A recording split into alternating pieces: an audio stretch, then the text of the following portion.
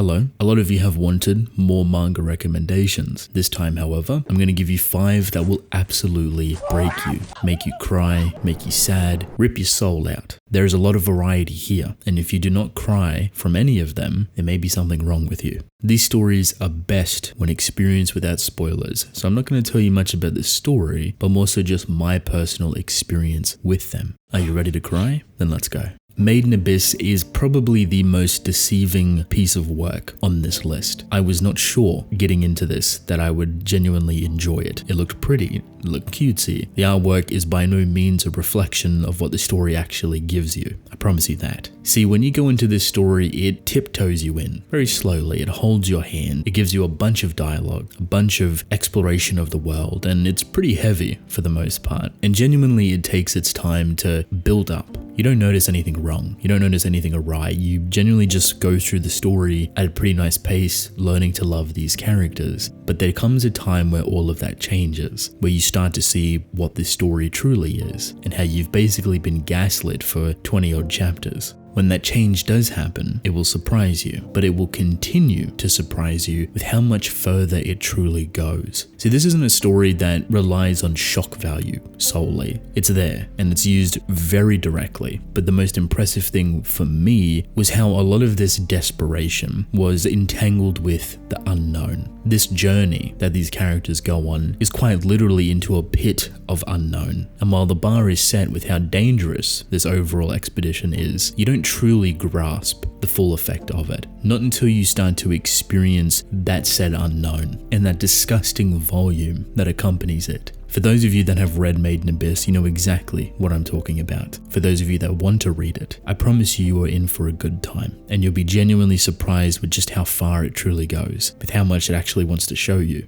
Do not let the cutesy artwork fool you. Blood on the Tracks, or A Trail of Blood, is one that's relatively new on the list within the recent handful of years. This is by a very prominent author, Oshimi Shuzo, personally one of my favorites. And while this story isn't really new for himself, what is new is the amount of attention, detail, and kind of more so just the overall approach to how he's handling this narrative. I didn't know what to expect with this story. I didn't know what I was getting myself into. I have that exact same sentiment now, 100 chapters later. I thought I knew where the story would go. I thought we would reach a conclusion, but yet it continues. It expands, it evolves into something else entirely, and that's kind of the whole experience for this manga, that you truly will not be able to figure out where the author wants to take these characters, how they're going to interact with one another, how this chaotic, nerve-wracking emotion and trauma that is shared between so many characters intermingles. The best way that I like to describe Blood on the Tracks is a problematic relationship between a mother and her son that will make you hold your breath. Because there was way too many times throughout this story, throughout this journey, that I was genuinely holding my breath when reading certain chapters. I didn't notice it at the time, but reflecting upon it, it is one of the most powerful things that a story has made me do. And that is because of how anxiety-riddled every interaction can be. It is deeply scary how authentic this can be, and personally one of my favorite works by such an incredible author. If you've read Flowers of Evil, if you've read Happiness, Blood on the Tracks, or A Trail of Blood will be perfect for you. And I promise you, just like Made in Abyss, you will not know what is coming.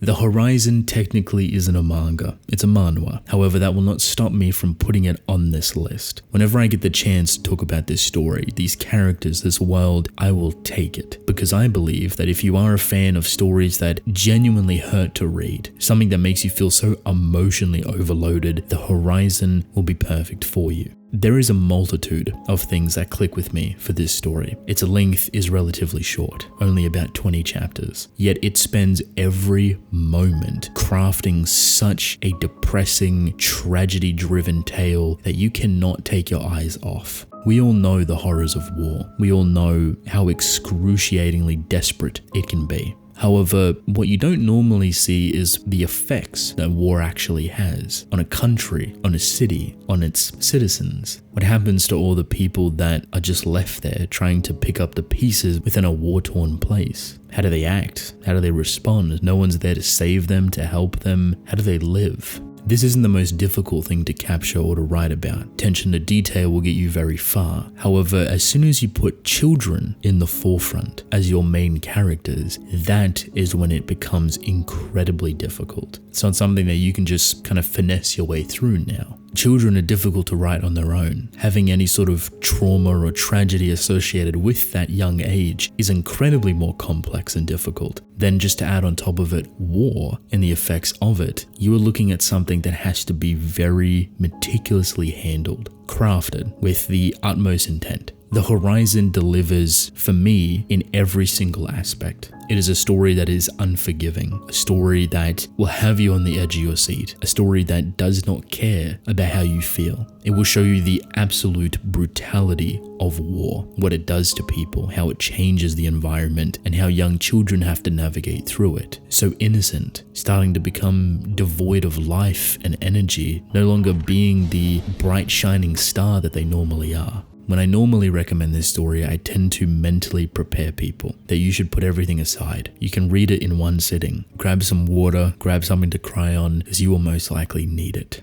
A Silent Voice was extremely well received when its movie released. I loved it. I thought it was really well done. However, I was very disappointed in the amount of context that was actually removed from the movie. And this is more so just to save runtime. The manga is much longer, much more drawn out, much more intimate in building these character relationships because that's what it thrives upon. If you enjoyed the movie, you will enjoy the manga because it does everything but so much more. It gives context, it adds value, it makes these relationships hit harder, hit closer to home. The experience from these characters and their evolution is a lot clearer. I always appreciate what A Silent Voice tries to do. When it comes to bullying, when it comes to mental health and trauma, there is a lot of very easily walkable fine lines that can just be completely missed. I have read way too many stories where the importance is about mental health and bullying and the effects of that abuse. And yet very quickly it spirals into this psychotic, murderous thriller breakdown gore fest. It completely shreds any sort of value or importance that these stories were actually trying to tell and instead has gone for shock value. I am not a fan of those stories. I find them very distasteful, but it's each to their own. And that doesn't include the stories that tend to do it on purpose. Have you ever read those school bully ones that turn into a murderous fest? Yeah, a lot of them are on purpose, just for gore, but there is a handful, and I'm not going to name them, that genuinely try to make some sort of discussion about serious topics and completely throw them out the window in the most distasteful way. A Silent Voice does not do this. If anything, it doubles down without overloading you with a lot of the harsh brutality of what could come from this abuse. There is a lot of things there that are genuinely shied away upon, which is perfectly fine when you're trying to keep the consistency between characters and between their interactions.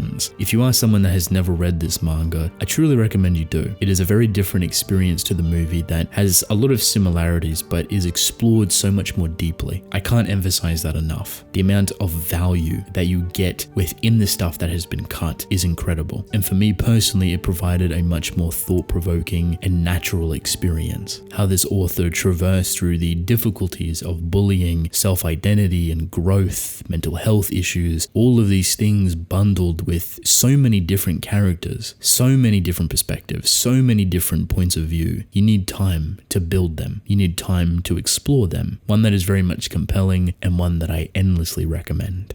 Oyasumi Punpun may be a safe pick. It may be the obvious one, but for me that does not stop it for being one of the best stories to ever exist within this medium. It's something that feels uncanny, too true, too real, too emotional. This for me comes with a warning, a big red label. If you are someone that has either experienced or experiences depression, mental health issues, gone through or have or dealing with trauma, be careful with this story. I myself read this at a time that probably wasn't the best for myself, looking back on it. While I recognize it as being one of the most powerful stories that I have read, it's also one that hurt the most. It's one that brought up so much inner darkness, inner trauma, inner anxiety, inner depression. Every single struggle that humans deal with, that I have dealt with, that you have probably dealt with, will be contrasted with this story. It will challenge you to read it. A lot of you may be sitting here and thinking, what is he on about? What does this even mean? That's perfectly fine. If you don't understand where I'm coming from, that's okay. You can go ahead and read it. But for the people that do understand, that don't need any more explanation than what I've given, trust me, be careful going into this story. If possible, put yourself in a place that is comfortable, that is okay, that is safe, and take it at your own pace. Pun Pun is a story that feels unbelievably real. I personally don't think you could write this story without experiencing a lot of these things on your own. So for an author to be able to capture it, whether it's true or not, to such a real, authentic, and scary extent is unbelievable. This is the reason why Ino Asano, the author, is considered a prodigy within Japan. This isn't his only work that is like this. The way that he is able to capture human emotion, the way that he's able to write it, to depict it, to draw it, to visualize it, is absolutely scary. If there was any definition of a story that would break you, Oyasumi Pun Pun would be the first and only one on that list, because that is all that you would actually need. If you've read any of these or you're excited to read them, please let me know. I'd love to hear your thoughts on what interests you. Leave a like, comment, subscribe. It supports me a ton and I would greatly appreciate it.